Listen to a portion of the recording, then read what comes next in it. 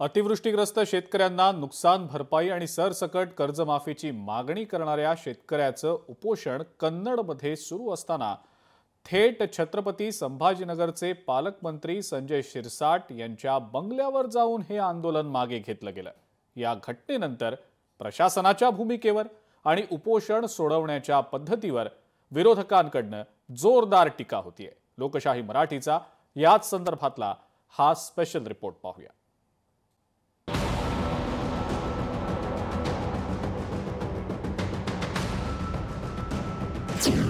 थेट मंत्र्यांच्या बंगल्यावर शेतकऱ्याचं उपोषण मागे, स्वतःच्या घरी बोलवत शेतकऱ्याचं उपोषण सोडवलं।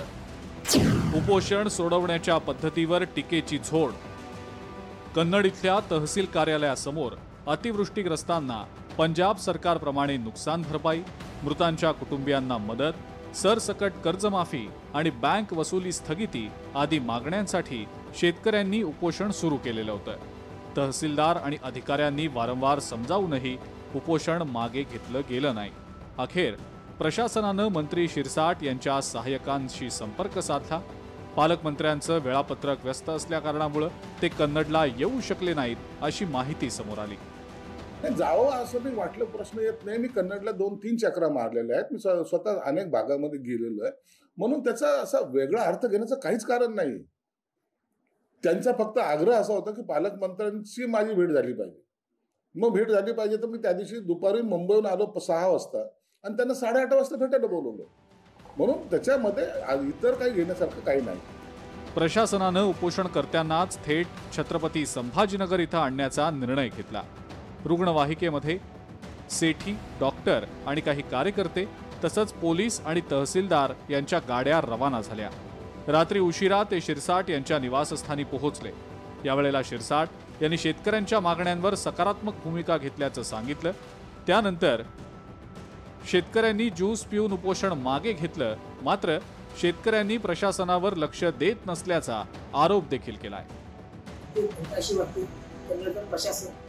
कोणाच्या दबावावरती काम करत होते मला माहित नाही, परंतु माझ्यावरती तो दबाव टाकण्यात आला।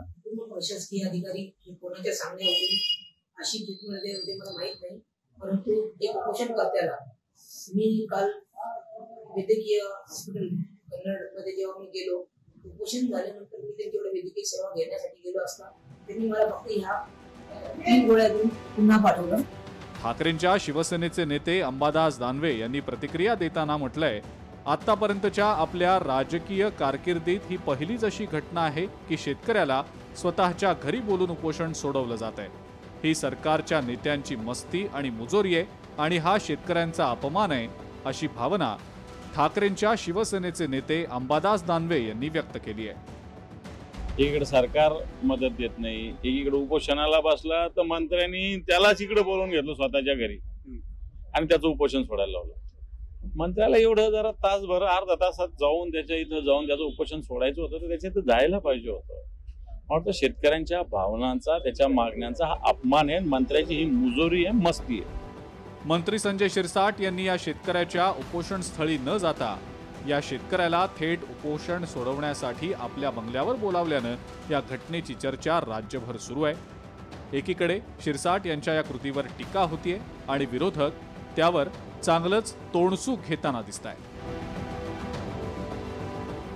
छत्रपती संभाजीनगरमध्ये पालकमंत्र्यांच्या घरी म्हणजे संजय शिरसाट यांच्या घरी उपोषण करता आला आणि नंतर हे उपोषण सुटलं। मात्र हा अजब प्रकार पहिल्यांदाच पाहायला मिळाला असं बोललं जातंय। तर हे किती उचित आहे, कोणत्या प्रकारे हे उपोषण सोडलं गेलं, असं योग्य आहे का, असा प्रश्न जो आहे तो काही जण उपस्थित केला। मात्र दुसरीकडे विरोधकांनी यावर राजकारण देखील करायला सुरुवात केली आहे। लोकशाही मराठी ऐका, पहा, जागरूक रहा।